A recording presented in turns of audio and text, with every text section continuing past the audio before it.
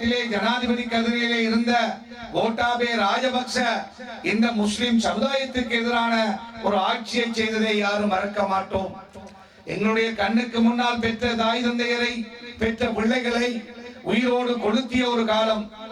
வேண்டாம் வேண்டாம் என்று அழுது புலம்பிய பொழுதும், சட்ட ரீதியாக நீதிமன்றம் சென்ற பொழுதும், பாராளுமன்றத்திலே எழுந்து தைரியமாக பேசிய பொழுதும், பேச வேண்டிய வெளிநாட்டு சர்வதேச நிறுவனங்களோடு பேசிய பொழுதும், அகங்காரம் பிடித்த ஒரு தலைவனாக, ஒரு நாட்டு ஜனாதிபதியாக சிங்கள வாக்களால் மட்டும்தான் நான் வந்தேன் என்று இருமாப்பு பேசிய தலைவர் கண்ணுக்கு முன்னால் எமது உயிர்களை எரித்த வரலாறு இருக்கிறது.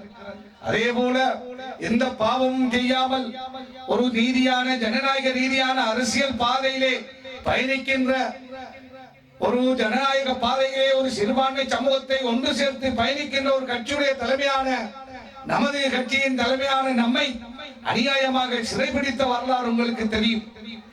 என்னை மட்டுமல்லாமல் நமது குடும்பத்தையே சிறையிலே வைத்து அதனால் இன்பமடைந்த வரலாறை நாங்கள் கண்டோம். அதே போல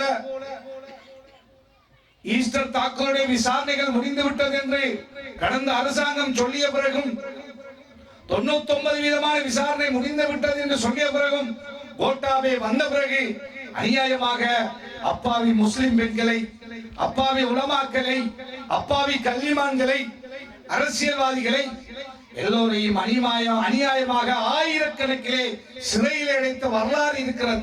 எனவே இந்த 4 வருஷ காலம் என்பது நமது கட்சிக்கு ஒரு கஷ்ட காலமாக, கட்சியின் ஆதரவாளர்களுக்கு ஒரு துன்பியல் காலமாக, இந்த சமுதாயத்திற்கு ஒரு கஷ்ட காலமாக இருந்திருக்கிறது என்ற வரலாறு எழுதப்பட்டிருக்கிறது.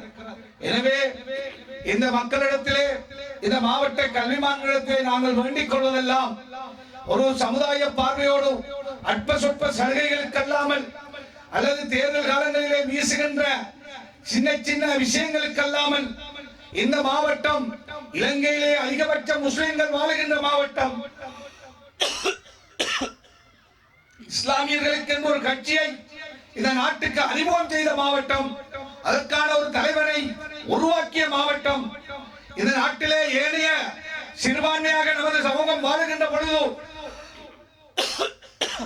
அவர்களுக்கு துன்பங்கள் வருகின்ற பொழுதெல்லாம் அவர்களுக்காக எதிர்த்து நின்று நியாயம் கேட்கின்ற ஒரு மாவட்டம். இந்த மாவட்டத்திலே ஒன்றன் பின் ஒன்றாக நமது கட்சி அல்ஹம்துலில்லாஹ் இவ்வளவு கஷ்டத்துக்கு மத்தியிலும் உருவாக்கியவர்கள் எதிர்த்து நின்றும் அல்லாஹ்வுடைய உதவியினால் இன்று வளர்ந்து கொண்டிருக்கிறார்.